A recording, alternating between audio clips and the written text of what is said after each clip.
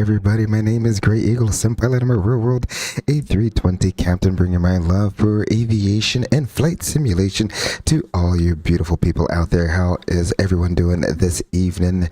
Hello, hello, hello. Draco says, let's get it, great. Thank you for showing up. Once again, Draco, really do appreciate you showing up for another live stream. This is going to be one of the last live streams this week, and this flight will finish up our trip across Europe here. We started down in Athens with a turn and burn on Tuesday to Santorini and back, and then we made our way up to Amsterdam here, and we will finish it off in the beautiful A350-1000 by iniBuilds. Just a quick hop across the water here into London this evening. Hopefully should be a nice short sweet stream to end what really has been what has it been, Draco? Just about 2 weeks of daily streaming there, cranking it out for all of you people out there. And even though the daily streams may be over, as my time at home comes down to an end, it's time for me to get back to work, get back to making the dough for my company. I will be posting some videos here and there. The very next video that I will post, I don't know when I'm gonna have time to get it done and edit it, but we'll be talking about how do you fly over the Atlantic, going from the north all the way down to the Caribbean. So stay tuned for that. Leave a like, leave a subscribe so you can get the latest notifications about when I post some of my tutorial videos there. In the meantime, we are here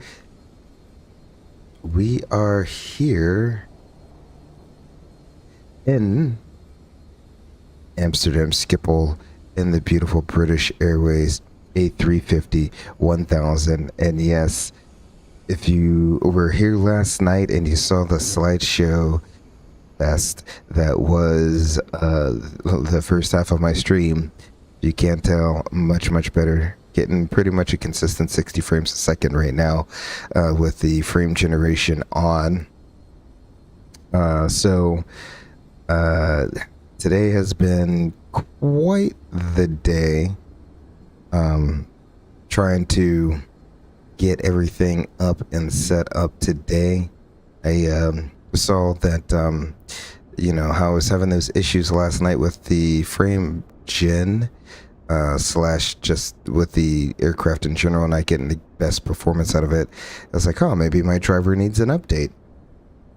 So I updated the driver, and as soon as I booted into Flight Simulator, what happens? It crashes right as I'm trying to load into the airplane. So I said, okay. So I tried it about 4 more times to load up into the simulator, and it crashed literally every single time I tried to load into the airplane. So I said, all right, clearly this driver is not doing it for me.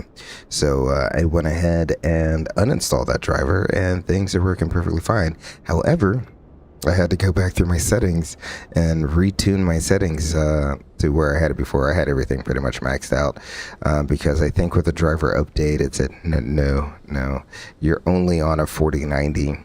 You can't handle everything. So it tuned down some of my settings.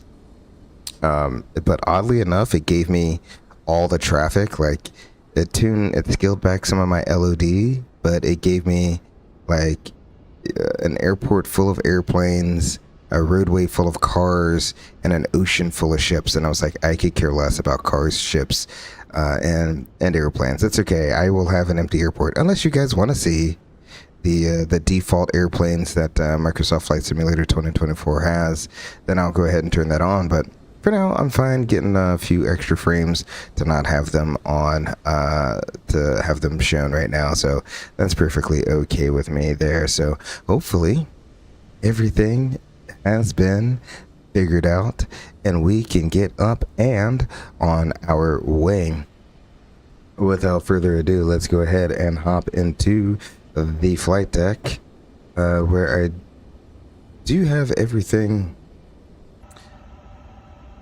turned on already. We get the batteries on and the external power on. And I took the liberty of setting up one more viewpoint there. There we go. We get the OIS view there. So that's something new I did as well while trying to get everything sorted out. And after I was done with my stream last night, went over to Mickey Mike's channel. If you can, go over to his channel, give him a like, a sub, a subscribe. I greatly appreciate that, as his channel is continuing to grow over there. Great community that he's building over there. But I was watching his live stream last night after I was done with my live stream, and I actually learned a thing or two from some of the other people that were in his live stream, you know, in the live stream chat, because again, it's a brand new airplane. We're all trying to figure this thing out together, you know. So without any further ado, what I will go ahead and do is what I've started doing now, this is, oops, nope, wrong button. I gotta remember my new button here. Is I'm just gonna go straight down this. So, well, we don't use en route, so I don't really care about the en route, but the terminal charts, I went ahead and preloaded these. I pinned everything, preloaded them, so we got everything all set up and ready to go there. So that's good. We'll go back to the flight ops menu. I'll go down to the load sheet. We will import from SimBrief, and we'll set that, and we'll set this. Is that correct? No. Right. Flight op status. Import from SimBrief. Yep, I've done that. Load sheet. Import from SimBrief. Okay, it took a while for this to update. There we go. Loading fuel complete. And we'll load. Okay, I think the airplane is fully set.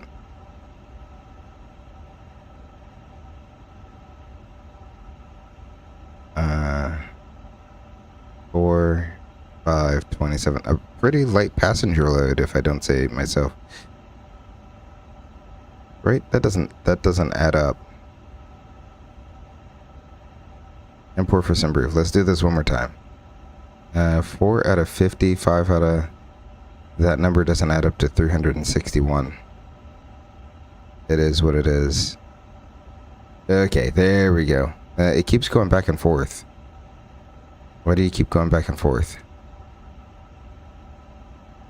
There. Okay. Alright. Well, I don't know what to do with that there. It says 361 out of 367, but all of these numbers, it's like it's missing a 1 in front of each and every one of these. I don't know if like that's like a weird thing. I just now noticed that. Anyway, Max Reason says howdy. Hey, Max Reason, how are you doing out there? We'll continue on down the line. Let's see here. I don't need you. Terminal charts. Okay, cool. So, and then what I'll also do is we'll sync from SimBrief here. I'm gonna do 2-4. They had like 3-6 left. Apparently 3-6 center doesn't have any SIDs going the direction we need to, so it's like 3-6 left, and I'm like, I'm not about to taxi for 50 minutes for a 30-minute flight, so we'll just go to runway 24, and that'll be that. Let's sync the weather that they currently have here. 34-11. That might be a tailwind. Anyway, we'll compute it. All right, and let's go ahead and get things started. We'll align the IRs 1, 2, and 3, just like our normal Airbus. We'll come down the captain's side, make sure everything is extinguished here. It's a dark cockpit philosophy. The recorder ground control, we'll go ahead and turn that on for recording of checklists and duties. Captain Purser is what we want the evac to be on. Everything else here looks good. We'll go ahead and test the fire system. There we go. Fire system test good. Hydraulic panel looks good here. The fuel panel is currently set for our condition. Electrical panel, everything looks good here. Again, lights out philosophy. Generators are offline, so that's why they're faulted. And we have the external 1 and 2 on. Air conditioning panel, that all looks good right there. Anti-ice, everything is off except the preheats and auto. Cabin pressurization should be an auto. Ditching hatches closed. Our external lights, everything looks good there. I'm gonna go ahead. This time I'm gonna crank up the APU a little ahead of time. I know that's not proper, especially over here in Europe where they like saving as much emissions as they possibly can. We'll get the no mobile and no smoking PEDs on. We'll go ahead and arm the emergency lights over on the right hand side of the overhead panel. The surveillance, we'll start a surveillance, work our way down. Everything should be extinguished and guarded here. Cargo panel, that all looks good. Cargo smoke and main landing gear bay, that looks good. Ventilation panel is good. Engine and cabin system smoke looks good. And of course, the windshield wiper is off. On the glare shield, left to right, lights should be extinguished. Let's see. Let me pull the weather here in Amsterdam. 11-knot crosswind with a 2-knot tailwind. Absolutely fantastic weather here. All right, let's see. 340 at 11. The QNH is going to be 1021, so we'll go ahead and select 1021 once, twice, and thrice. There we go. We're going to want to be in constraints, arc, 10 nautical miles. I can actually select, that's the nice thing, you can select terrain. Even though the IRs are underlined, you can still select terrain on ND. I guess they just call it terrain. That's not terrain on ND, whatever. Even though the IR is underlined and the 320s, you can't do that. Let's see, the main FCU here, we got digits all displayed in our windows. All the other push buttons are off, and we're in heading critical speed. That looks good. Let's go ahead and put our first officer in constraint, 10 nautical miles arc, and that all looks good. We can put terrain on his side as well. All the other push buttons and lights are extinguished on his side. Coming down to the main instrument panel, OES looks good. We have a PFD on our left and ND on our right. We got our two displays. That is really one display up and functional. We have our engine instruments and statuses on our left, and our other memos on the right there. Nozzles there, or sorry, the anti-skid is on. Landing gear is down with no red light for the first officer side. The ND is on the left, PFD is on the right. His OIS looks good there. Let's go ahead and come on down to the center pedestal here. We're going to check that we have the A350-1000 with the Trick XWB engines that's installed. That's good. And we do have a current database on both sides. That looks good. We'll come on down. We want our thrust levers to be at idle. Engine masters 1 and 2 are off. Engine mode is norm. The dreams on the captain side it's currently set. I got 12156 in there. That's how we got the jet bridge to come up. So we'll put 22.8 in there once we're ready for our pushback here. And the same thing on the first officer side. We'll go ahead and tune him into the #1 radio. Excellent. We'll come on down. Statuses, there should be no status. Yep, everything is normal there, so that's good. Speed brakes are disarmed. We're going to be on system 1 for our surveillance, TCAS, weather radar, all that cool stuff. Flaps are up, and the parking brake is on and checked. That all looks good, and if we really wanted to, we could check our rudder trim to see where it is. We got to go to the flight control page right there, and we can see our rudder trim is at 0, so that looks good there. We'll go ahead and get rid of that. Alrighty then, let's go ahead and get into programming our why are you like that? Alrighty, horizontal, move you down all the way to the bottom. Delete, delete, delete. Add favorites, SimBrief. Add favorites, Navigraph. Let's get a SimBrief and view. And then Navigraph, did it reset my size? What tends to happen is I gotta go back in and like redo the scale. No, I kept the scale correctly. Okay, cool, sweet. Except that's the wrong flight. All right, let's import from SimBrief. There we go. I've only done this flight like a million times, or tried to have done this a million times, so that's why we got like a million flight plans. All right, so this is not looking good either. Or let's see. Alrighty, so this flight, the stream is probably going to go a lot quicker because there are a lot of shortcuts that have been realized. I'm getting a little bit more comfortable with programming the aircraft. So first, I'd like to clear my scratch pad messages. We'll go to active flight plan. Nope, that's not what I want. I want init. The other thing I started doing is coming down here. I still get that it's not the same as a 320, but I like having the physical buttons versus coming up here and trying to push and find the buttons in these menus. It's really cool. All the menus they have, I really do like it. However, just clicking on a button and being able to move between pages a little bit more easily, just requesting exactly what you want, makes it a lot more easy.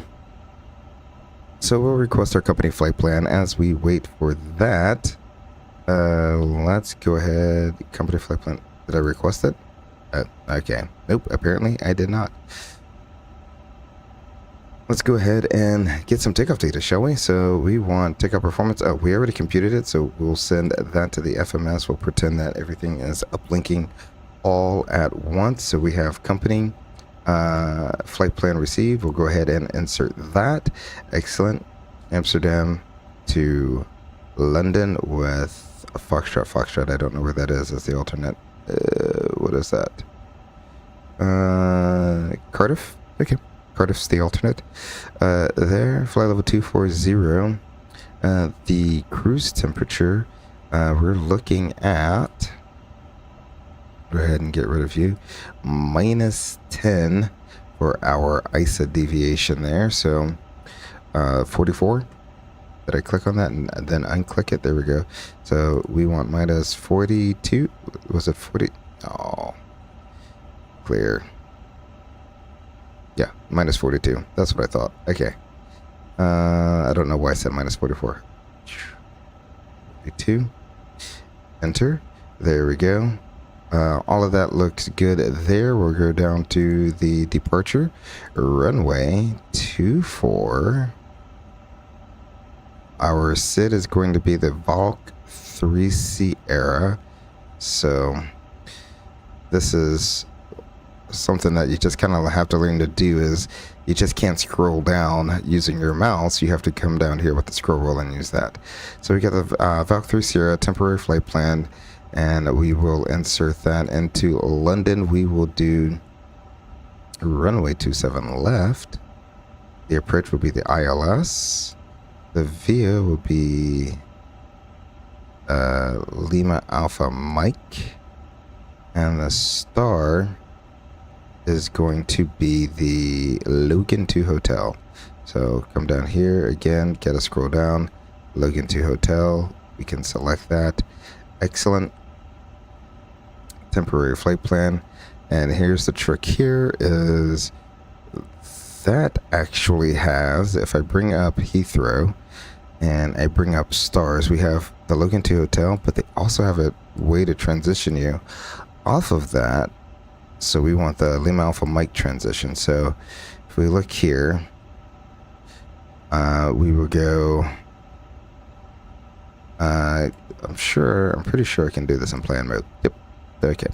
So here's our SID out of here. We have the Valk. This is going to be kind of like a route verification. You guys okay with a little route verification right just about now? We will go Alpha 24, Alpha Mike 001, then Alpha Mike 051, Alpha Mike 009 are at above 2,500 feet, then all the way out to Valco, then Idrid, if I'm saying that, or Idrid, I guess you're saying, if I'm saying that correct, Idrid, there we go. Then we'll take the Lima 980. Let's hear the Lima 980 all the way to Logan.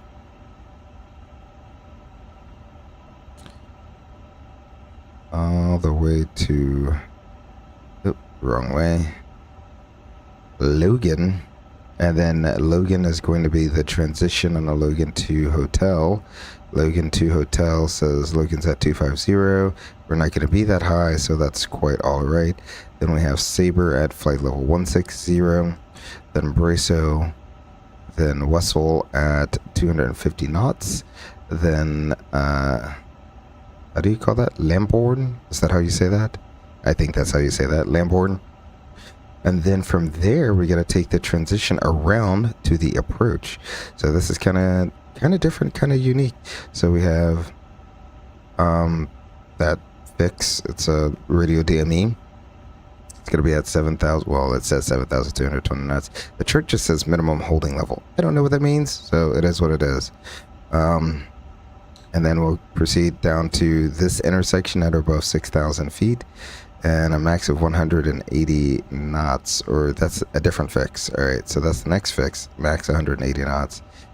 And then I noticed right here on Delta 126 Sierra, it makes it an overfly waypoint. That's kind of weird, because then it's just weird. So the way how I'm doing it is I've just delete this overfly.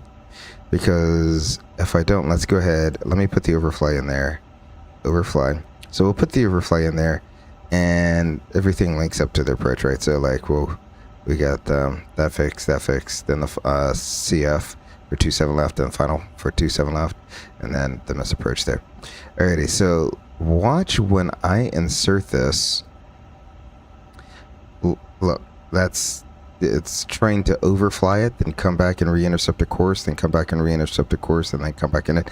And really, it should just be one kind of continuous. It's not really a continuous turn. It's whatever the airplane's gonna fly, but really, it should be a sweeping turn. So that's why we'll come into here.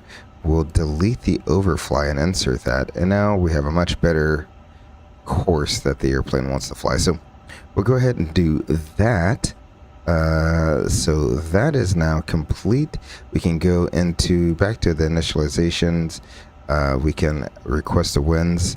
I think this is kind of a carryover from the Phoenix. I'm pretty sure that the iniBuilds uplinks the winds when you request the route. So we got that going for us. Don't really have to worry about that.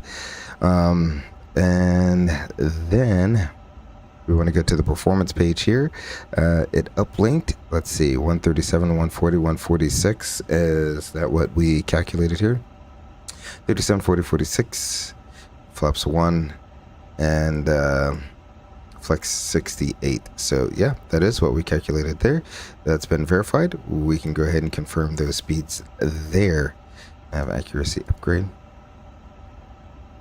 You know what I didn't do? I haven't done a init page 2, so we need to go back to init, departure navigates, fuel, and payload. So here's another thing I learned. If you click on your zero fuel weight, if you're loaded up, right? You got to be loaded up. So which I am. Click your zero fuel weight, hit enter. It's gonna enter that in there. Zero fuel weight CG, enter. Block fuel, entered.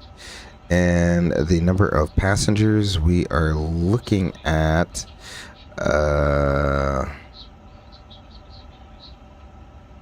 where do I find the passenger numbers at? I don't remember. I know it should be on here somewhere though. Oh, 361, right in front of my face. 361. So we'll do 361. So that's the only one that you can't tap and hit enter. You have to actually enter 361 passengers. There we go. And let's double check our zero fuel weight. We were estimating 424.2. That looks good. And yeah, and our block fuel is going to be 34.2. So everything uplinked what appears to be correctly. Let's zero out that route reserve. There we go. Alternate fuel. Looks like to get to, what did I say, Cardiff is going to be 5.6. So we'll put 5.6 in there, or alternate 5.6 to Cardiff. Enter. There we go. And once things are fully calculated, there we go. So we have about 52 minutes of extra fuel there. Excellent. We'll clear that, like everything nice and done. So The last thing we can do, now that we're back on the performance approach page, or the performance page here, we'll do 290 for our descent. What's up, Draco? He says, chillin' like a villain, bro. That's what's up. And we will enter that. And we'll go over to our secondary flight plan. We'll just, it's cool that you can have up to 3 secondary flight plans. We'll just import our active flight plan. That all looks good. I really wonder what, like, they have some of the stuff here. Like, you have a what if scenario. Like, what is that for? I have no clue. But I wonder if it imports everything. So your performance, winds, fuel, payload, and all that stuff. I wonder if it imports it all. It do. Wow, okay. Except it does a toga takeoff instead of flex. You know, it is what it is. So we'll just leave that as it is right now. I'll leave that there. We'll bring the first officer into the perf page. We pretty much have reviewed the route. So that's no big deal there. We can ask our first officer if he goes to FO, if he's ready for a briefing. He says yes. He is ready for a briefing. All right. Threats. Well, that's a fairly complicated airport. If you look here on our terminal chart, this sim needs to load up the airport real quick. There we go. Fairly complicated airport here. If we look up here, I know I'm showing everything kind of twice, but you know, it is what it is. What an odd place for you to zoom into. All right. So if you look here, lots of weird taxiways. This is the reason why, like, so there's no SID going out to the north and west out of here. So I was like, I'm not taxiing it all the way. You gotta like taxi down here, then cross, and then all the way down, and then through here, and then backtrack this way. That's weird. This runway is literally in like another country. I don't know. Like, if Amsterdam is so busy, they were like, we need another runway, and they like built one the next country over, and was like, yeah, everyone, you can taxi into Amsterdam when after you land. And you're like, okay, that's weird. So yeah, we won't do that. We'll just taxi around this terminal. Boom, we'll be right here at 24. Is it a tailwind? Is it a headwind? I don't know. We'll find out when we get there. We find things out tonight. That's what we're doing. So that's going to be our plan. It'll be a flaps 1 flex takeoff. Standard reject considerations. Any questions about what we reject for? Nope. Excellent. In the event we lose an engine after V1, we'll continue straight ahead to about 25 miles, enter a holding pattern, and work our ECAM situation around the problem. And we'll probably come back to land runway 36 center or 36 left. Both of them are very long runways. Although 36 left, I think, is slightly longer, so that might be the better of the two runways for us. Otherwise, we shall continue out on the SID with our first fix being pretty much straight in front of us. We'll climb all the way up to flight level 240 since we don't have any ATC online, so we'll go ahead and put that in there. To 122.8, that's going to be our departure frequency. And let's see, I need to put in a squawk of 7,000, so let's go squawk and we'll clear that out. Or I wonder if I could just hit, yep. Sweet, I love efficiencies. There we go. So a squawk of 7,000 is a set. I think it's 7,000 in Europe. Am I right, guys? 7,000 for a squawk code when you're in Europe for on an IFR flight plan. I don't know what it is. So any other questions? Anything else you want to add to that, Gustavo? Nope. Excellent. Let's see. IRs are aligned. The recorder ground control is on. Our EFIS is set. Their park and brake is checked. Let's go ahead. One of the other things I do like is you have position monitor. Position 1, position 2. Let's go here. And I'll hide this real quick. And I clicked this already. There we go. Of course, it's got to be sideways, because why wouldn't you be sideways? We'll rotate you over. So it's 11 feet below sea level. We're looking for 5218.5, 5218.8. And 004, 45.9, 004, 45.9. Excellent. Our ND looks good. It has us right at the gate that we're parked at, so I do like that. We have V1, V2, climb and nav blue flight directors 1 and 2. We can go ahead and check our oxygen at this time. We are fully loaded and ready to go. We'll get the fuel pumps on. APU is on, so we can get external 1 and 2 off. We can get the APU bleed air going. Turn on the seatbelt sign. There it goes. We'll get the beacon light going. That's going to turn off our external power and remove our chocks at the same time. So that's good there. We'll do one last check of our fluids. So you can see we bring up the engine oil. What do we have? Nothing. That's because we got to go up top and turn the FADEX on. And then check our engine oil. And then we turn them back off. Excellent. So that's kind of how that works there. So, or what you could do is you could check it like the first 5 minutes when you turn on the engine, or when you turn on power to the aircraft. The FADEX do like a 5-minute self-check. Or not a self-check, but they power on for 5 minutes and then they turn off. Any other time, like when it's a turn, obviously the airplane isn't depowered, so you don't have that happen. So you want to make sure when you do come on in the morning time, you try to get that check done within the first 5 minutes. All right, so that looks good. Our hydraulics will all look pretty much good. Our oxygen, we have a bottle for the captain, a bottle for the FM. It's kind of misleading. It's just the left side, right side, right? Because it's not really just the captain's bottle, right? You have the captain, but the jump seater also shares the same line. And then same thing with over here. You have the first officer, but the jump seater also shares that same line. So you want to make sure those are all set and ready to go. No odd status messages. Nope, we are good there. Let's hop on into our checklist. The before start checklist. Gear pins are covers are removed. Fuel quantity 34.2 required. 34.1 on board.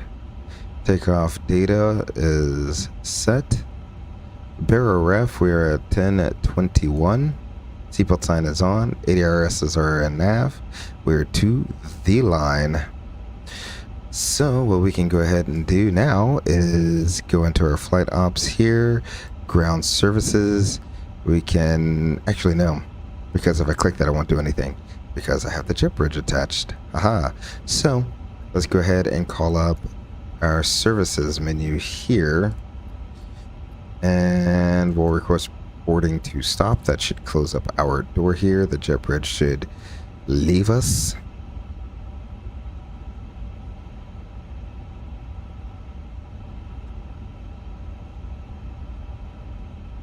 There we go. Jet bridge is a moving. So, and it looks like all of our doors are closed. Let's go ahead and arm all of our slides. There we go. 2, 4, 6, 8 slides are armed. And our door, cockpit doors light, beacon light is on, so our doors are closed. Thrust levers are at idle. Park and brake is set. Beacon is on. The before start checklist is complete. Alrighty, we'll go ahead and throw the flight plan right back on up there. And let's go ahead and request a pushback, shall we? So we'll hit the button to start going backwards.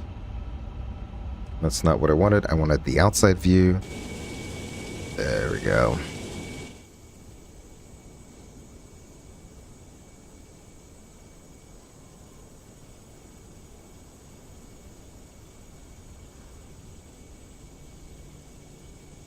Now I have noticed with messing with a lot of the settings on my computer today that go ahead and release the brake. We're going backwards. I'll let it do its thing. We'll go ahead and start the number 1 engine.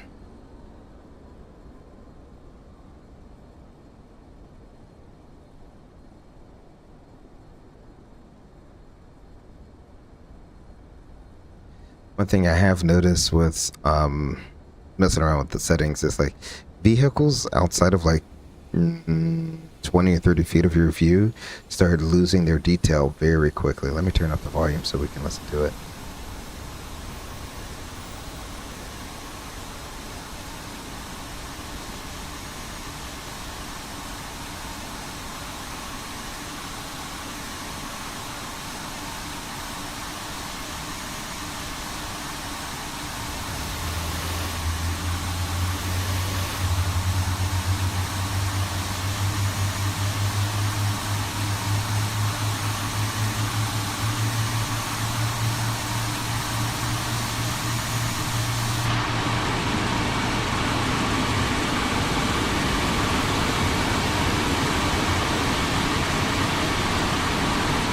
Oh wow, perfect. You know, Microsoft, maybe I was hating on you for no reason. Let's go ahead and set the brake. It seems like they're done with this pushback. Wow, it pushed us literally right onto the taxi line the exact way I would want to face if I was going out. Maybe I was hating on Microsoft too much. Maybe I should give them the benefit of the doubt. Let's start the number 2, shall we?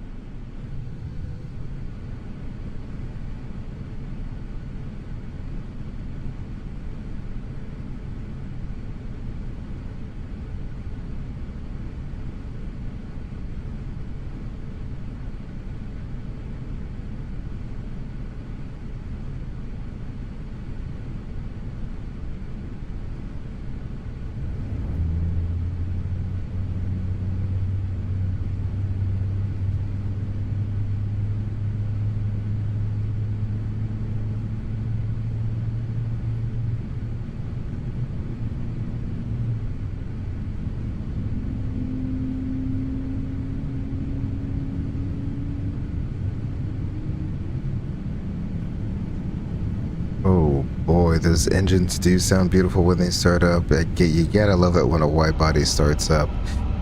That's not the button I wanted to hit, but there we go. We're back up front here.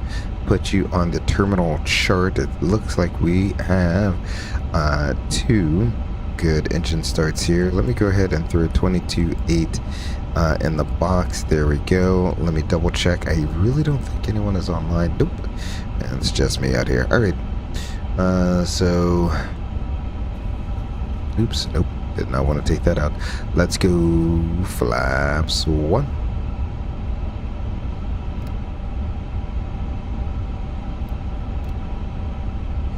And then if we watch here at the trim mobile horizontal stabilizer, I think it moved already, but when we arm it, it should set the trim for us. I think it did it already, so yeah, it is what it is. Alrighty, so we'll go up top.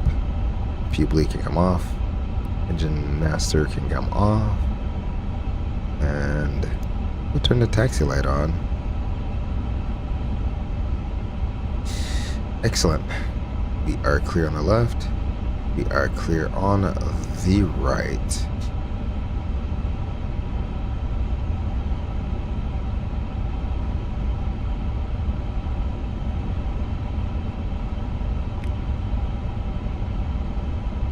Excellent, we're rolling. We'll go on out to Bravo, make a right-hand turn onto Bravo, and then we'll just take Bravo and that loop all the way around down to the end to runway 24.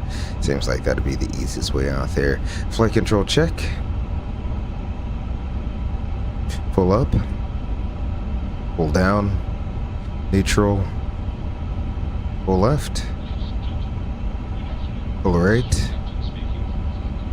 Neutral, rudders. Pull left. Pull right. Neutral. There we go. Go ahead and arm our auto brakes, and we can check our takeoff configuration.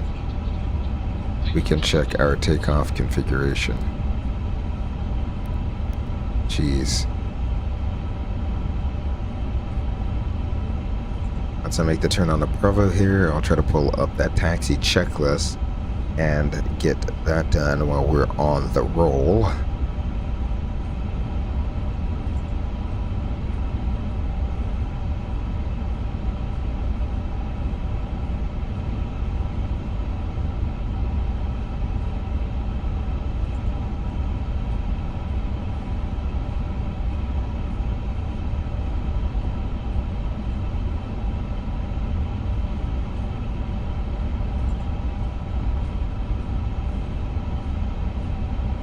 There we got checklist. Forgot to do the after start checklist. Engine anti-ice we don't need. After start checklist is complete. Let's see. Before takeoff checklist. Flight controls are checked. Flight instruments are checked on both sides. The briefing has been completed. Flaps setting 1 is confirmed. V1, VR, V2. We got 137, 140, 146. That is checked. Should make sure I'm not passing the taxiway. Yeah, I gotta make this next right-hand turn up here. And our squawk is well, here. Let me bring up surveillance. Where's surveillance? Right there. Reset. Sweet. Love it. Everything should be on. There we go. Bring back up our checklist. Our squawk is set. We are to the line. We can seat the flight attendants for departure at this time because we're pretty much almost there. Runway, takeoff runway is confirmed. Cabin crew advised. PAX is still broken. I don't know if there's an update I need to get in order to do it, but that should be automatically sensitive. The PAX are on and off. That's why you can't select it. So that checklist is complete. We'll go back over to the flight plan page and we'll continue our taxi on down here. This airplane is so light, it just is going.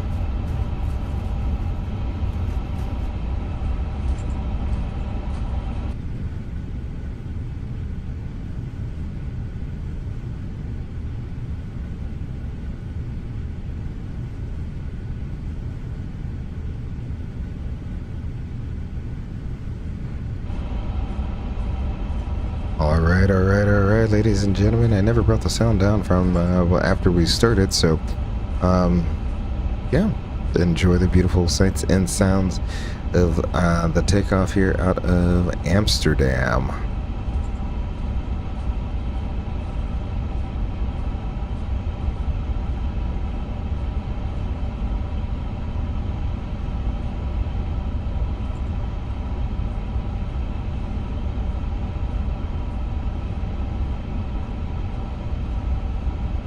Okay.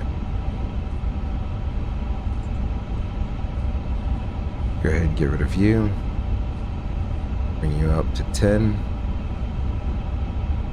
There we go. Plan. I'm not even going to worry about the ding. All of these are already hard as it is to try to figure out, so we will not worry about double dinging our cabin crew members.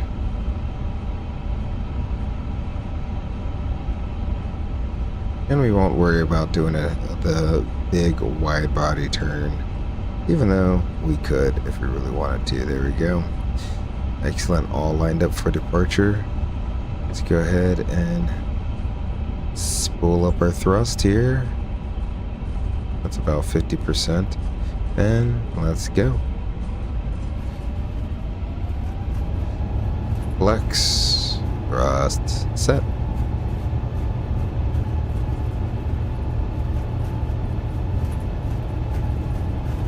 $80, checked.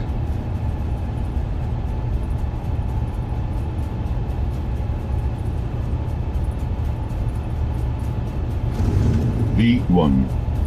Rotate.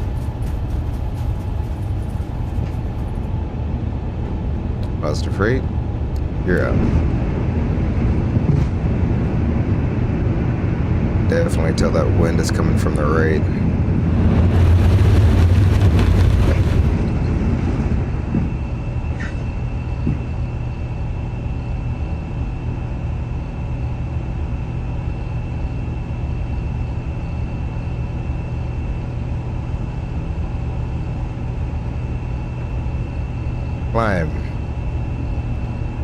Climb sat.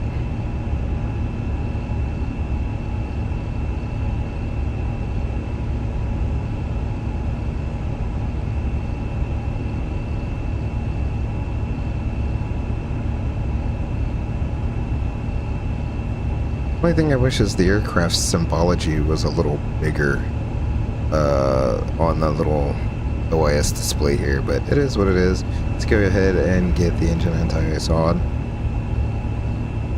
Flaps up after takeoff checklist.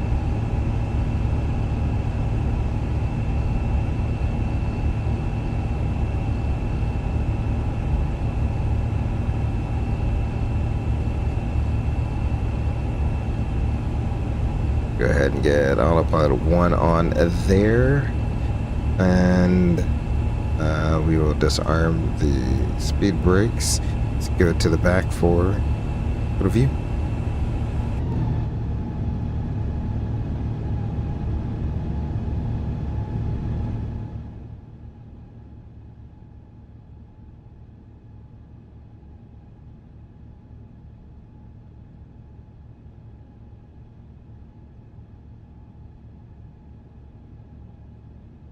Absolutely beautiful Dutch countryside here.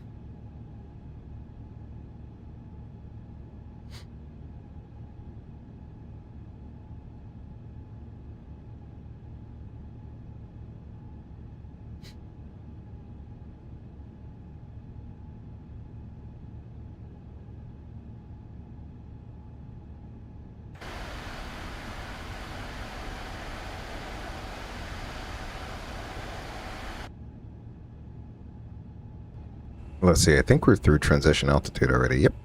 So transition standard, said once, said twice, and said thrice. It's so much more intuitive.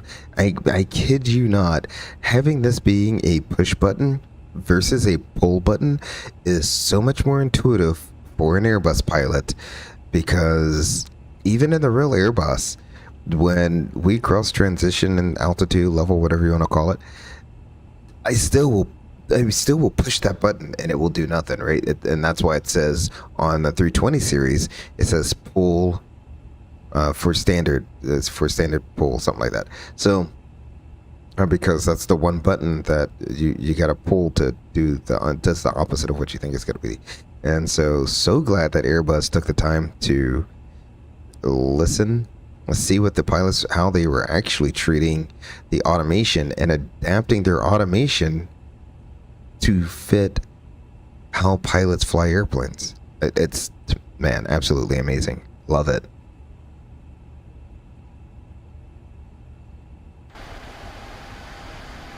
And look at that view right there. Absolutely beautiful view. Let's see if we can see any of that Dutch coastline. Absolutely amazing.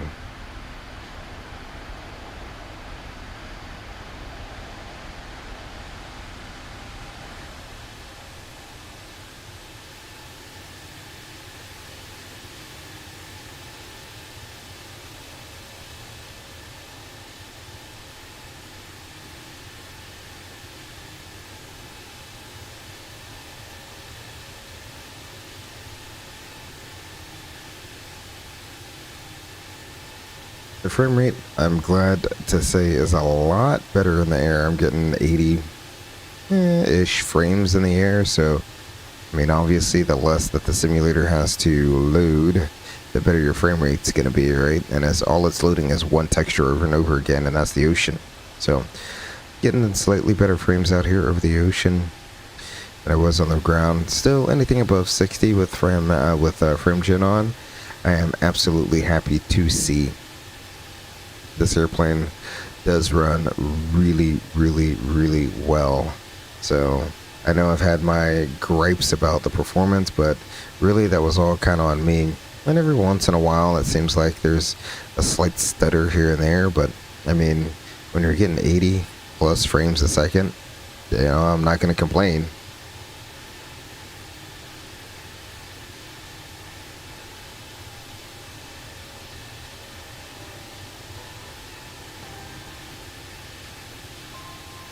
We're gonna get some tunes going while we're climbing on out of here.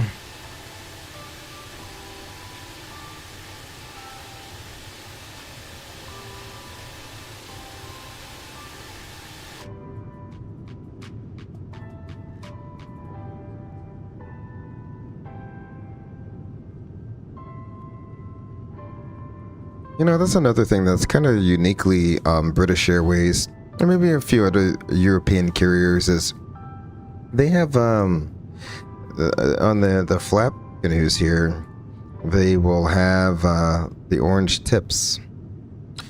You know, I don't know what that's for. Is it for more visibility for ground personnel? That's what I would think it's for, but I don't know why they do it. The orange, red, whatever you want to call them, tips there on the edge. Don't know what they do them. You really don't see that a lot over here in the US, so.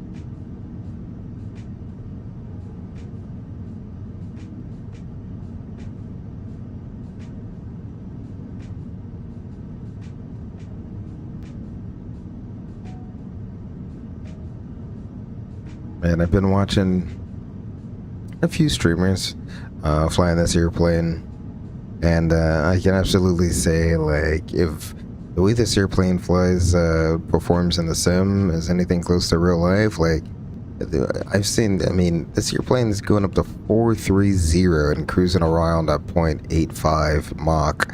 Like, the wing on this thing is absolutely insane. One thing I've also noticed on the airplane, let me take you on back here.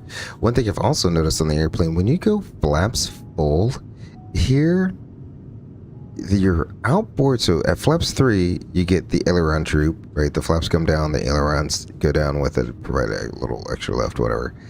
But when you go to flaps full, the ailerons come back up to the neutral position, and what happens is this very last 1, 2, 3, 4, 5, 6, 7. Spoiler number 7. Spoiler number 7 pops up just a little bit. It pops up just a little bit, just a hair, and it makes me think that this wing, this big beautiful wing, is just so darn good at creating lift that when you come in to land at flaps full, it needs to actually partially deploy one of the spoilers so that it's not creating too much lift and you aren't floating too much once you get in the ground effect.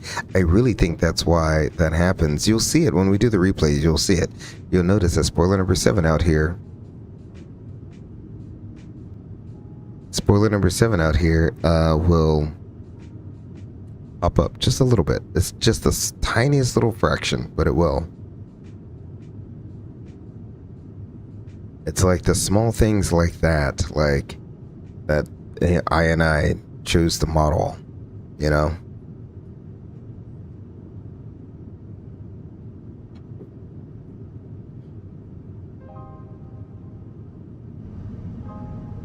And if you remind me, when we're coming into land in Heathrow here, what I'll try to do is I'll try to get that view so you can see when we go from flaps full to flaps 3 to flaps full, the difference in how the wing and the ailerons and everything. Airbus does its Airbus magic to make the airplane perform the way the engineers need it to perform. Alright, we're about to level off here at flight level 240, getting ready to get the alt cruise. For all intents and purposes, let's go ahead and say we reviewed I'll go ahead and unpin that. We're off of that arrival. I'll unpin that. Let's see. I want this arrival. We reviewed all the waypoints pretty much on the way in. Let's see. What's the current weather out in Heathrow? Looks like 290 at 2. Okay, not really much going on there. 4300 broken. It's 2 over 0 and 1027. So let's go ahead and look here. Let's pre-select 1027 once, twice, and thrice. I really wish that you could pre-select that down here. I wonder what set speed. No, I don't want any of that. I wish they would allow you to get rid of, like, it says GP. It's nice that it does say down here it's using the mixed GP IR3, and it shows the coordinates that it's looking at. My guess is because since if you go here and you go position monitor, you only get 1 and 2. Here's your third right here, right? That's why you have 3 of them. 1, 2, 3. There's your IR3. So it's mixed. It's getting this mixed GPIR signal. That's GP3. So that's probably why that's on here, because it's not on here. Ah, okay. Go ahead and throw the ILS up there. How about that? There we go. Mode. Okay, menu. Mode. No. Okay, now that's just me messing with stuff. Alright, so we'll do that. We'll turn on our LS push buttons here. Check destination data. Yep, I'm getting ready to get to it. So we have reviewed the route. We're slowly making our backwards through. There's no progress page. Well, I don't know where the progress page would be. Position. I don't know. Data progress? Is there a progress page? I don't know. I don't know. Oh well. What are you going to do about it? I'm not mad about it. So we'll leave it on flight plan there.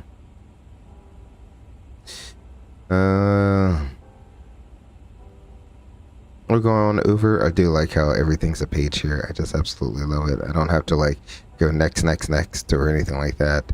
Let's see. Approach phase here.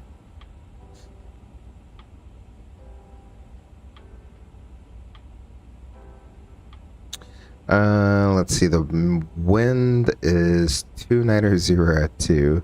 So let's go ahead and put that in there. 290 at 2. So enter and then 02. 02, enter. Outside air temperature is 2 degrees, also 02. 02, enter. And our QNH is 1027. Go ahead, enter there. Our minimums for this approach will be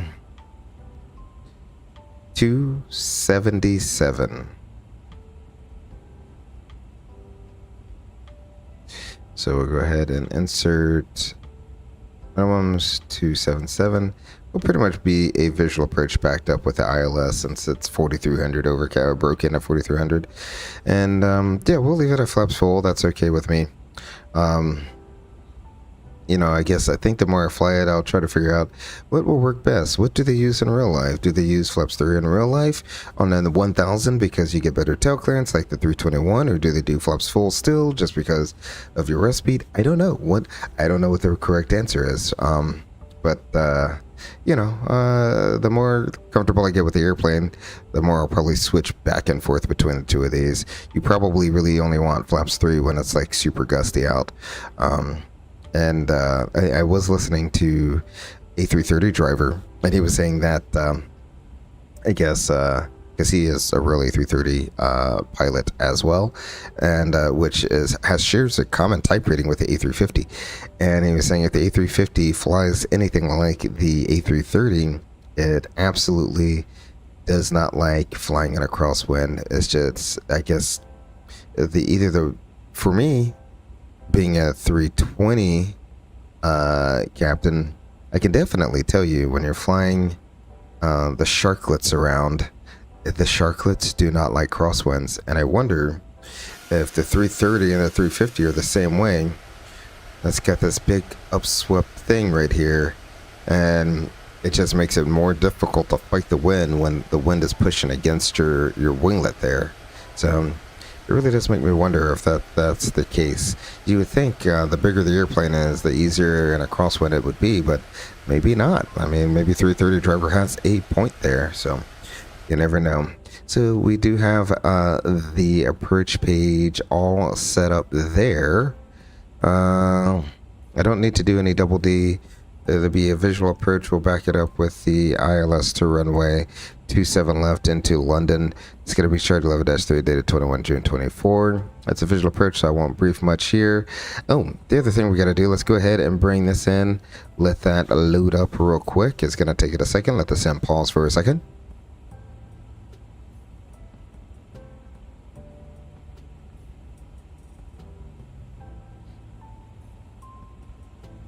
Looking at my CPU temp right now on my AIO.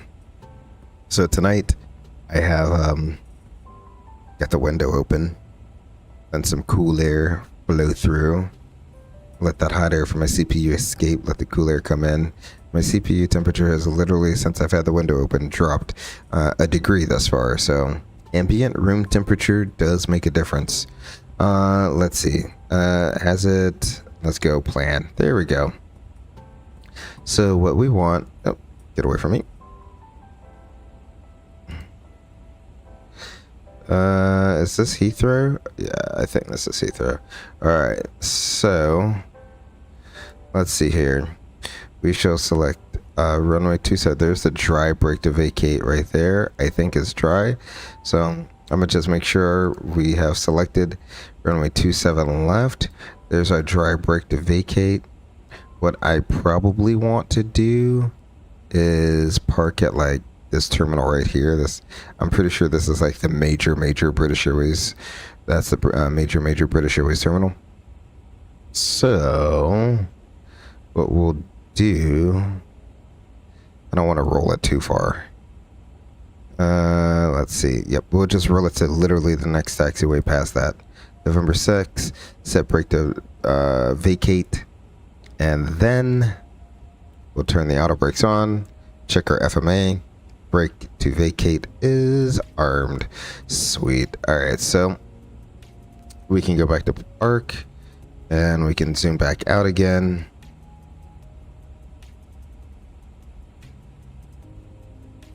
And you can see all the information we have here. Landing 27 left, dry, condition code 6, November 6th are turn off, brake to vacate is armed. There we go. So I love, it's a lot of information, but it's information you definitely want to have right at your fingertips here. So I will continue. I'm not going to descend until after we cross Logan there. Because why not? And then let's go ahead and do an open, we'll do an open descent down to 16,000. In fact, you know what? We'll just, once we cross the top of drop, we'll just begin our descent. How's that sound? So again, a nice short hop, but a beautiful hop in the 350. If I don't see myself out over the, would you call this is the English Channel? No, the English Channel would be south of England. I don't know what area you would call this in the real world. So it is what it is.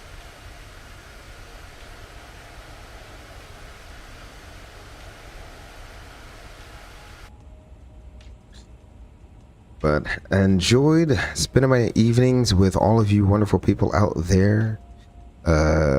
Definitely will be bittersweet going back to work. It's been quite some time.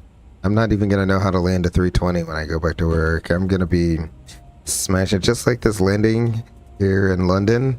It's going to be smashing some airplanes into the ground. So, you know, maybe, hopefully I don't get called out and I can get a few practice laps in the 320 before I actually have to go and fly one for real life. So there you go. That's one of those things as a pilot. It's like use it or lose it. You definitely do start getting a little bit of rust on your aircraft handling skills if you don't fly for quite some time.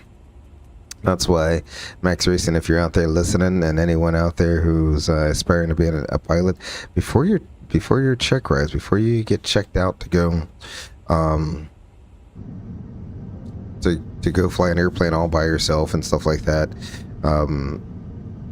if it could be, you know, 1, 2, 3, 4 weeks before an examiner has time to fit you in their schedule. Just don't sit around for 4 weeks. Get up and go fly. You definitely want to get up and go fly, because if you don't, Is that another set of wind farms down there? Sorry. I think right down here. Yeah. Wow, Microsoft. You can barely see little white dots on the ocean there. That's a wind farm.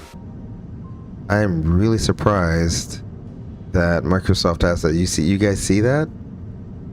The little wind farms down there. Wow, absolutely insane.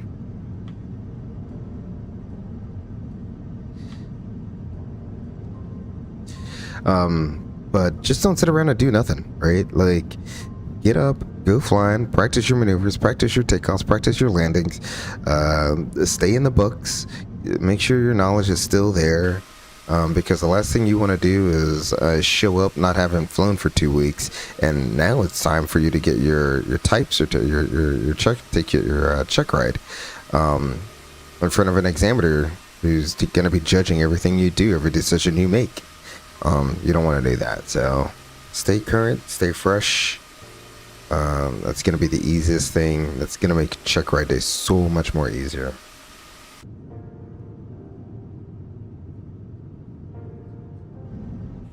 I realized I never turned off the lights, but you know, that's okay. We don't have to turn off the lights. We'll leave them on. It'll be perfectly fine. We can turn these off though. It's going to save us a little bit of gas.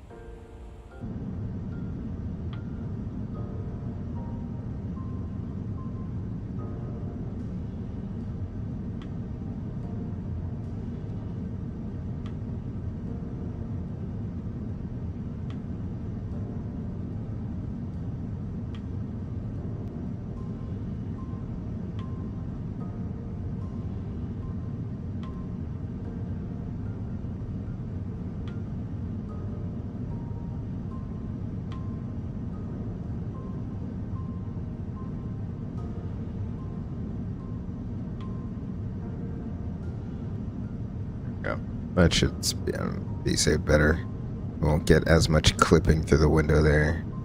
Let me just check that one more time here.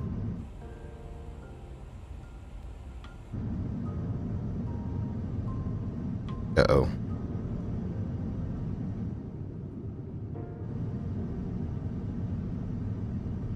Okay, I guess I'm gonna get the clipping either way. Oh well. Sorry if that the clipping through the cabin ruined your immersion out there. I do apologize for that. Try to fix that wing view.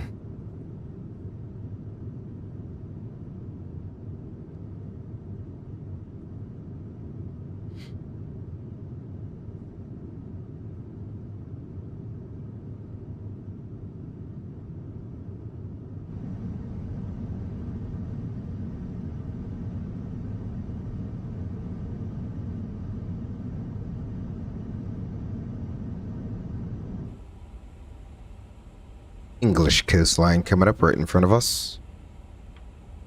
So, there we go. More wind farm. Man, the solar energy in Europe has to be on point.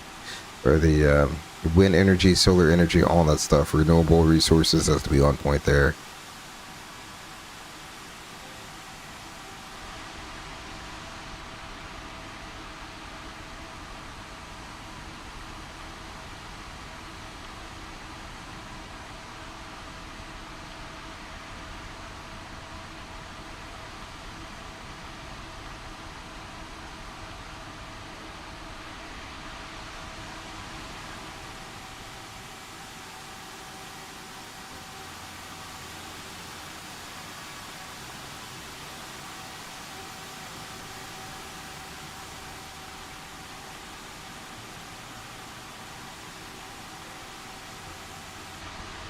Uh-oh, did not mean to do that. Alright, I'm trying to figure out. There we go. Just waiting for this coastline to come up, so I don't want to see if I can get a screenshot right as we're coming over the coast. Alright, 16,000. It should be right at 16,000. We shall continue on down to 7,000. 7 is set there. We're going to get the constraint level off here for just a second.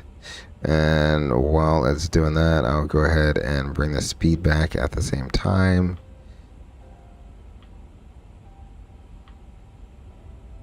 There we go. I got control of the speed. We have the constraint level off. It should begin its descent again. Excellent. I'll go ahead and activate the approach phase now that I have the speed. All right, the approach has been activated. I'll put the flight plan back up. I'll put approach up on the first officer side. There we go. So looking at a 141 VREF. That's VREF plus 5. Ref is going to be 136. All right. All is looking good there. There is no descent checklist, I don't think. Nope, there's just an after takeoff checklist. The landing gear up, flaps are up, packs are on, bar ref check. That checklist is complete. Cool. Like to do checklists just to complete them. Let's see. Which checklist is this? Checklist menu. This is the approach checklist. All right. So an approach checklist. So we have the briefing that is complete. Minimums are set. We have 277. That looks good. We're to the line.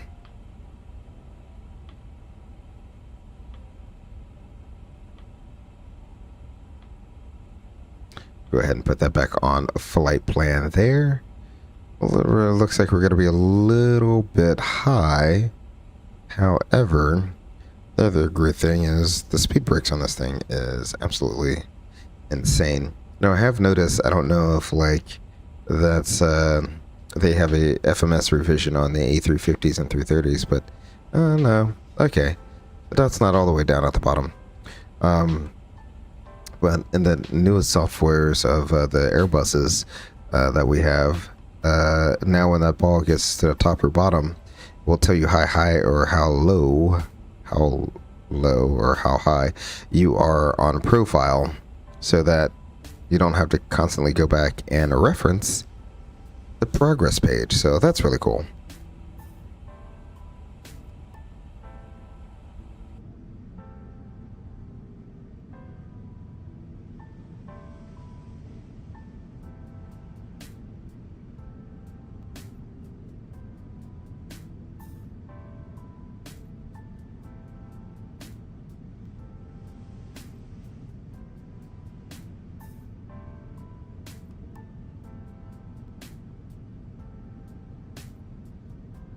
Both the view of that big beautiful engine, both of them, absolutely beautiful.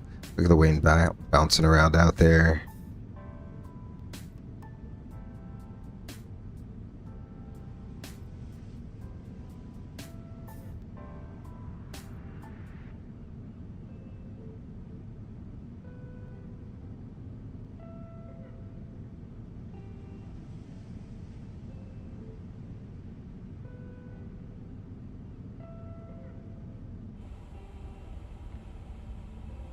Got 250 over Wessel, so that's good. I'll go ahead and bring this chart up so we can kind of follow along there.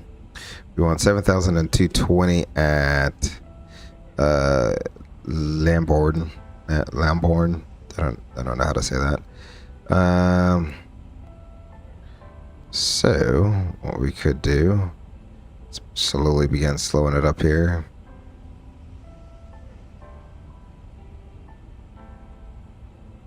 $220 knots. I'll probably use just a tad touch of speed brakes here.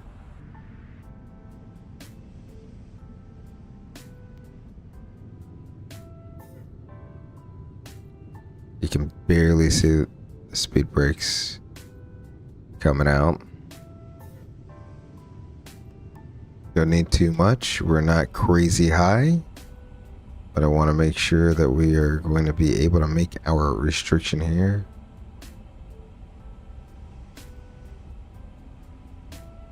All right, I'm gonna bring some more out.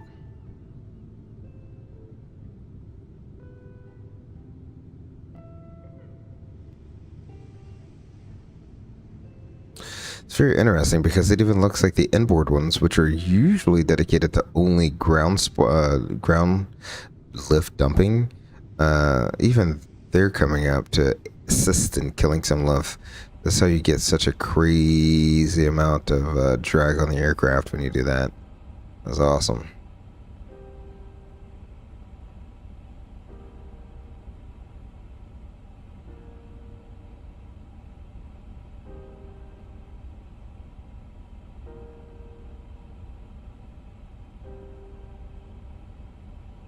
It's insane to think that flaps 1, you can extend flaps 1 at 160 knots. You want to be VFNX minus 10, so 250 knots for flaps 1. That's absolutely crazy.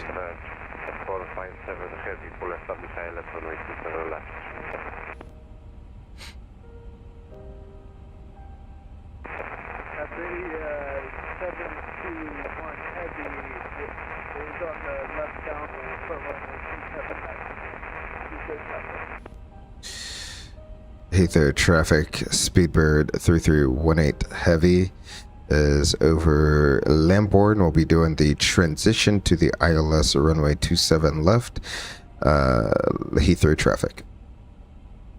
Oh, so there are a few people flying in right now. I do know for sure, we're a little high still. Go ahead and I'm gonna just dump those speed brakes out real quick. Zoop. And then I'm gonna pop them right back down.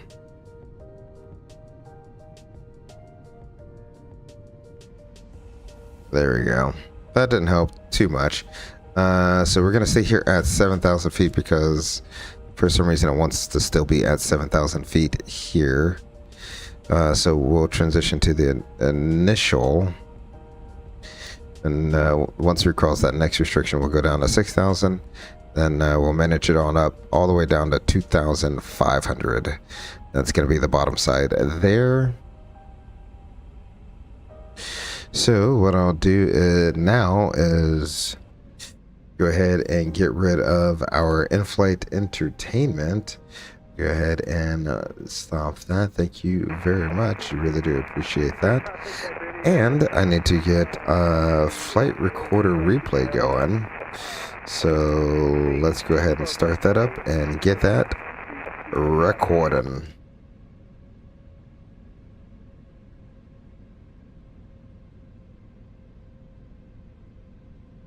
There we go. Excellent.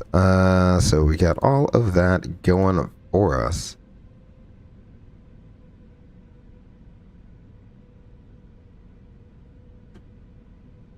Whoever is there, they kind of sound far away. All right, I'm gonna stay up here. We're kind of like, we're starting to get into like a super critical area. Oh, we got transition standard. I didn't realize that was flashing at me. So 1027, 1027, and a 1027 back down to our checklist approach. Barrel ref, that is, there we go. Alrighty, checklist is complete. And let's go ahead and bring up the landing checklist. It has a few things on it. We're through to 10,000, so we'll say that's advised. And we're just going to be waiting on everything else.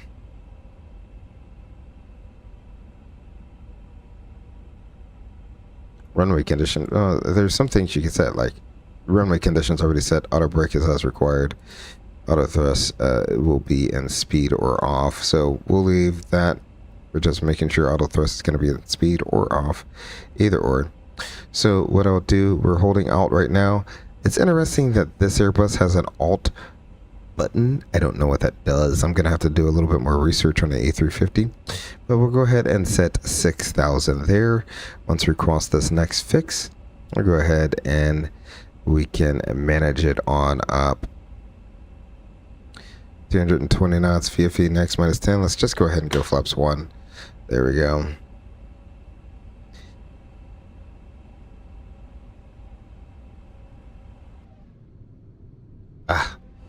Missed the flap extension there for you guys. That's okay. Alrighty. We're passing it. There we go. We'll go ahead and go down to 6,000 feet. I just went ahead and selected open because why not? The next restriction is going to be at or above 3,500, a max of 180 knots.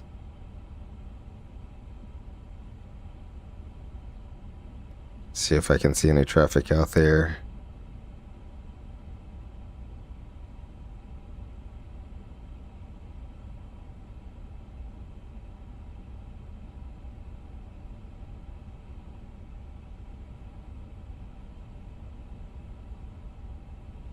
We're at 6,000 feet. I don't see any traffic out there. We'll be looking around. There's only a handful of people out here thus far. I don't think we should be in anyone's way.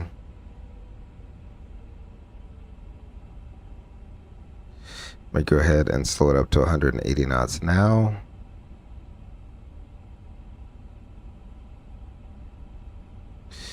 And we can pre-select 3,500.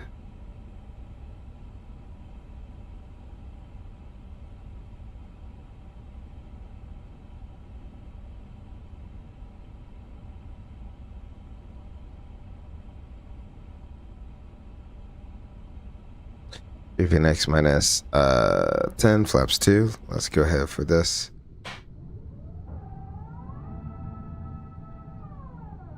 So you see how the ailerons are already doing the droop to assist with lift. It will keep like that, it seems like, until flaps 3.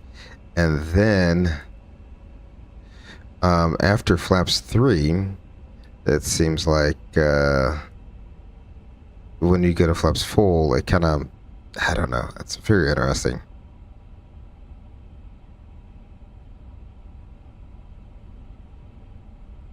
Go ahead and arm the speed brakes at this time.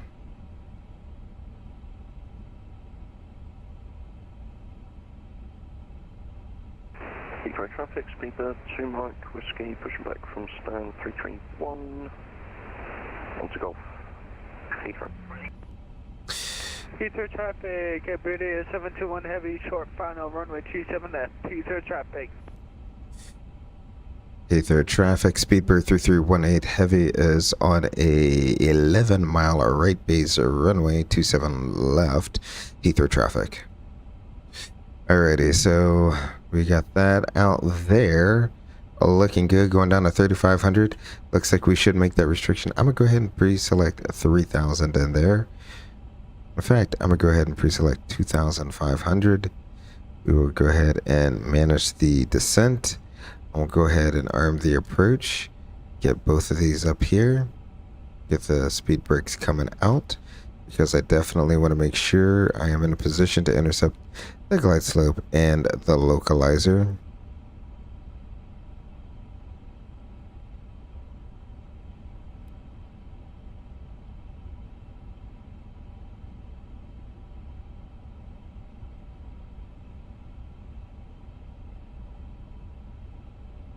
The wind is all over the place. The wind vector was just literally trying to swing all over the place. We have a double capture, low capture, glide slope capture. We can set the missed approach altitude. Let me go ahead and bring up the ILS chart here. That is going to be 3,000 feet. So we'll go ahead and set 3,000 feet there. Heathrow traffic, speedbird 3318 heavy is on a 9-mile final, 9-mile final, runway 27 left. Heathrow traffic. I do have the runway in sight, so we'll continue on down to a landing. Go ahead and arm our speed brakes there. We'll manage up our speed. Let's go gear down. Auto thrust will be in speed on speed mode, so there we go. We're just waiting for our landing flaps. Flaps 3, speed verified. So notice that flaps 3, we get a little less droop, right? The spoiler, the number 7 spoiler is still down, but now watch, flaps full. You see how that spoiler just pops up a little bit, and then the aileron comes back up to the neutral position? There has to be something with how insanely good this airplane creates lift, and that's why it does it. Our landing checklist is complete. Put you on flight plan mode. Don't see any traffic out there.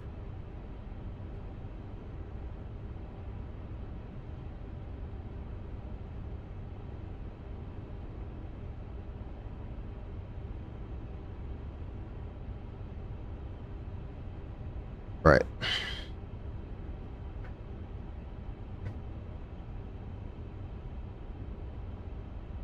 This is more than just a calm wind, but that's okay. Recording is going excellent, so got that going. This is doing weird things, so we will get rid of the terrain since there literally is no terrain.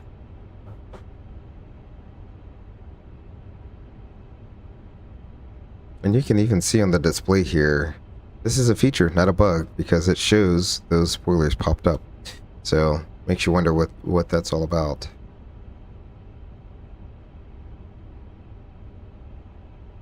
Alrighty, I'm gonna turn the sim volume up, focus on this landing. Hopefully I can get a good one out of here for you all. I would hate to leave on such a bad landing, but it is what it is. This will be the last time we fly the 350, at least on stream, for, I mean, at least a week, because the next time I come on will be turn and burn. 1,000. So we're stable. Ether traffic, speedbird 3318 heavy, short final runway 27 left, ether traffic.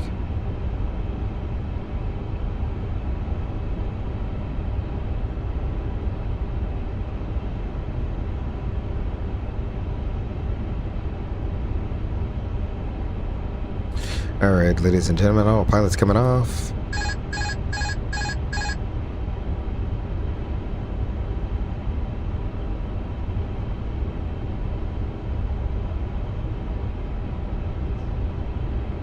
$500.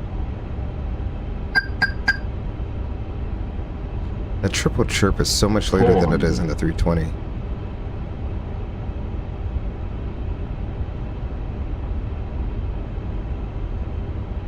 $300. Try not to rock myself like I did last time. Got myself into like a little 100 rocking above. oscillation here. 200. Minimum.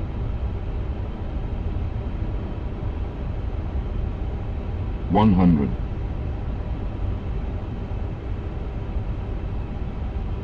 Right 50. slow. 40. Right slow. 30. 20. 10. There we go. We're down. I like that one a lot better. It's nicer when the wind isn't a crosswind there. We will turn the auto brakes off. Manual braking.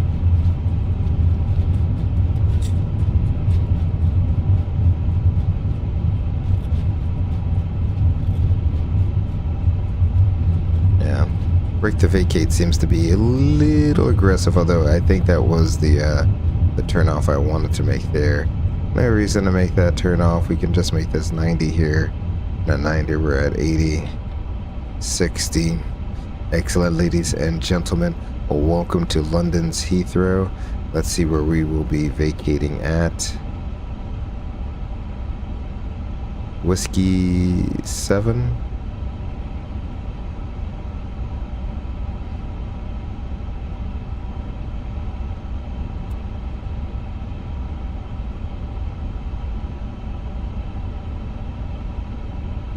Ether traffic, Speedbird 3318 heavy, vacating 27 left on November 7. We'll be taxiing to the ramp via November 7 and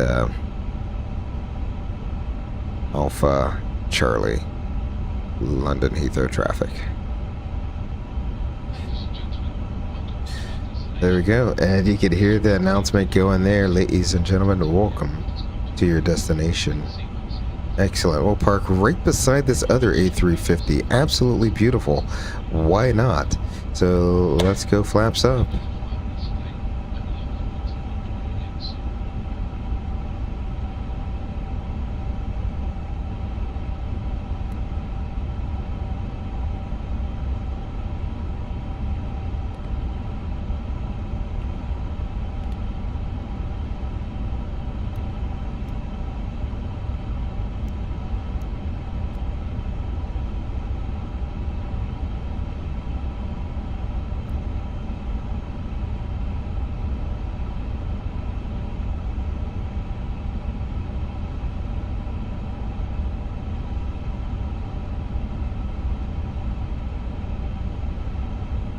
Seems like there's another aircraft taxiing in Iberia.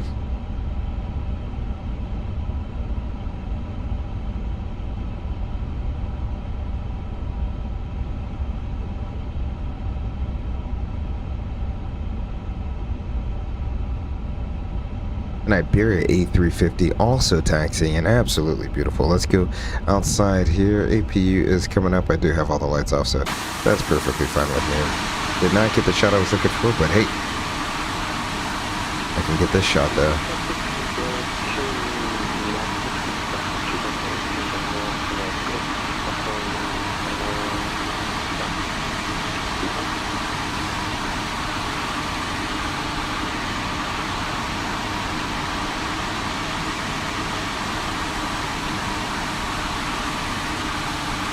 Absolutely beautiful. Yet another A350 there.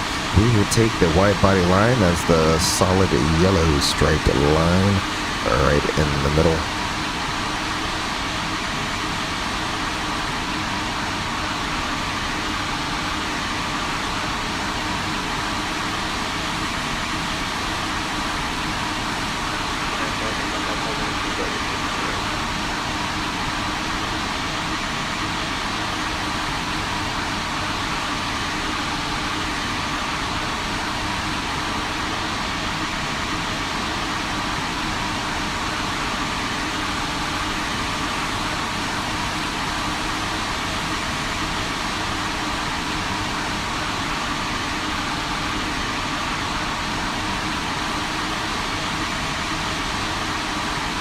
And you look at that one, you're like, is that the 900?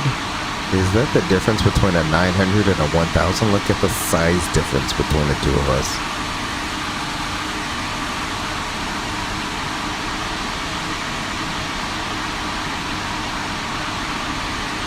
That should be good enough, right? Like, my tail is pretty much clear of all the stuff.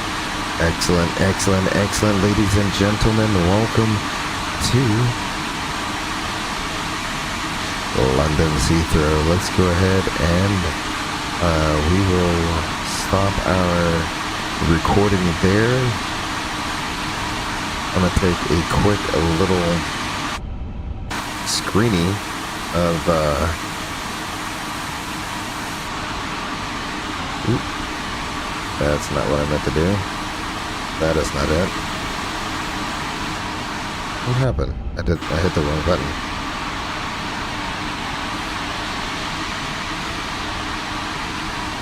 Uh-oh. What did I do? Something is locked. Oh, there we go. Oh, he got offline. As I'm over here fiddling around, he got offline. That's quite alright.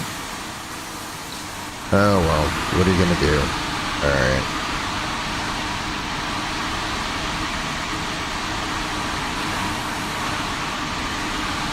Let me just go ahead and make sure I didn't unlock the camera. I don't want it to. Yeah, it's still on follow mode. Sweet. All right. So let's go ahead. We're gonna log off of the VATSIM network. And we're gonna thank them for their service there. It seems like a lot of. Oh, there's a lot of things that the simulator failed to create. That's okay. We'll go ahead and disconnect there. And we can close that out, and let's hop right on into it, and let's load a replay up here, shall we?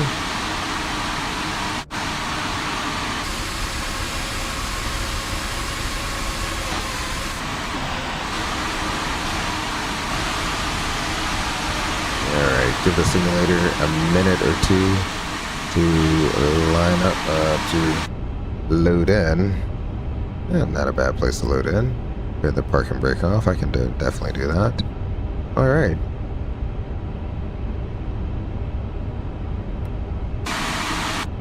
That's not the view I wanted. Let's go out here. Can't really see London too much here. And let's go ahead and get things going.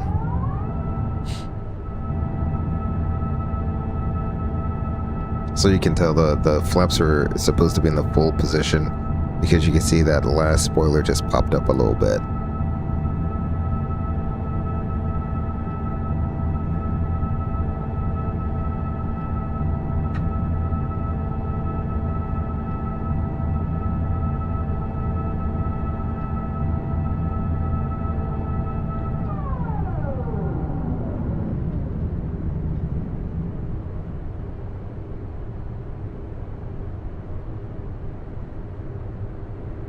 There we go.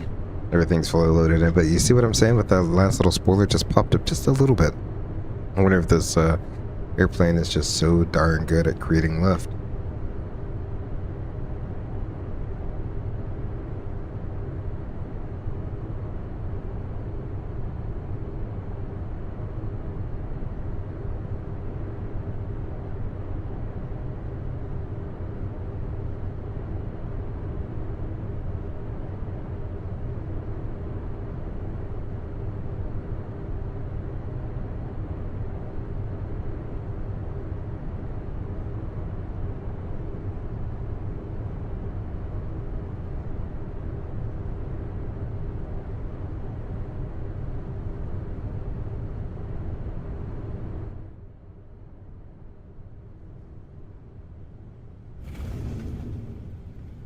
Oh man, I'll take that.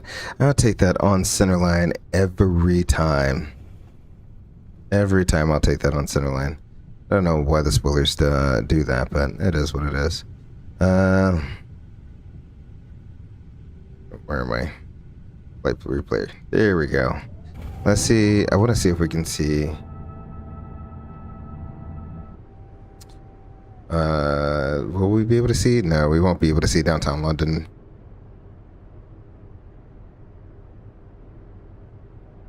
But worth a shot. Was hoping that it'd be somewhere out there. What a cool approach, though.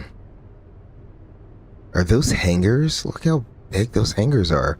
Wow, there's no way those are hangars. They probably are, yeah. Wow.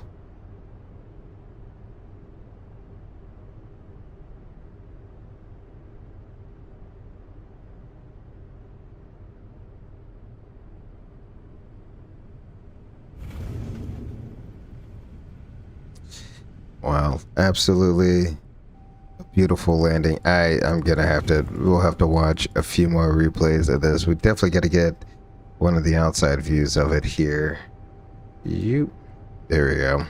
Let's see if I can get one from. Ooh.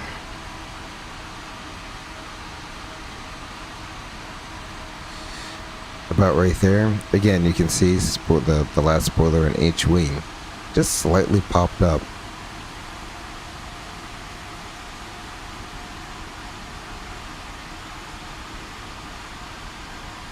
And this was like not too bad of an approach and landing. The wind, although to be fair, the winds were a little calm.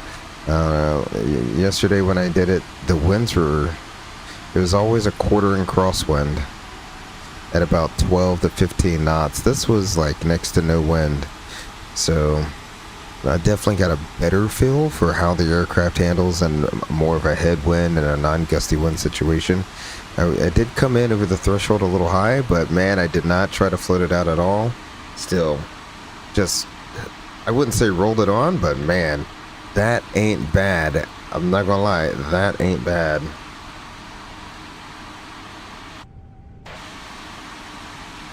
Alright, let's see what we got here. I think X will do the trick. There we go.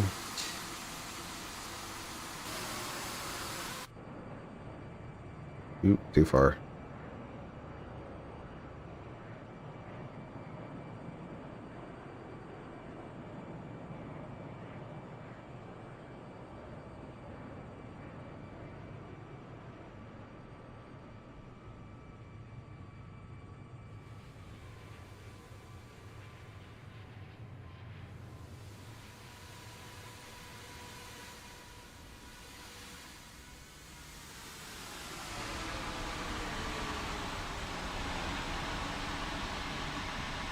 Beautiful, absolutely beautiful chat.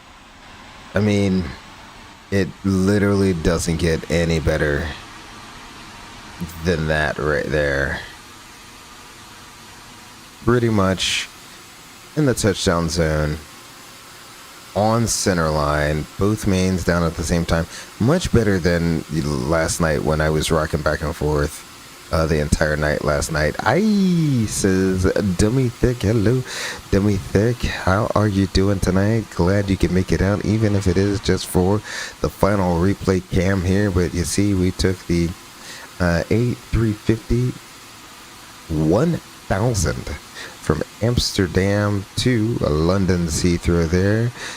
Dummy Thick says, what up, gentlemen? How are you all doing? Show Dummy Thick a little bit of love here in the chat as we wind it back for one last replay here. Let me go ahead and lock the drone back up to the aircraft here.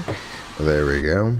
I'm slowly starting to learn some things, some new tricks with my controller there, so some new shortcuts that I probably should have known the entire time, but that's quite all right.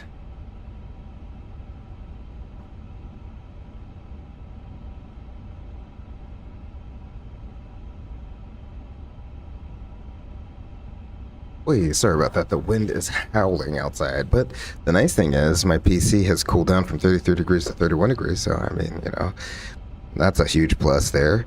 Let's see. Let's go ahead and wind it all the way back there. It seems like it should probably be appropriate, right? What is that all about? Let's go ahead and roll that.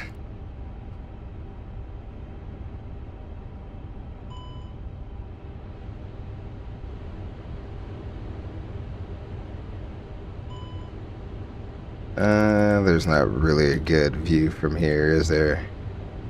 Other than this. Oh well, that is what it is. Timmy Thick says, oh, just saw the title, LOL. Yes sir, yes sir, yes sir. Well, glad you could make it anyway, Dummy Thick, even though it is on the final replay here. Hopefully you go back and you watch a little bit of the stream there, as I have greatly improved over last night. But before I go, I just want to say thank you all for flying with me this week on our Euro trip. Draco, Max Racing, Dummy Thick, really do appreciate you coming out, spending a little bit of time with me this evening. That'll be it for our streams this week. Next week I'll kick it off again with Turn and Burn Tuesday, so make sure you like, join, subscribe. And until the next time I see you, be sure to take care of yourselves and each other. Until then, I'm Great Eagle. Peace.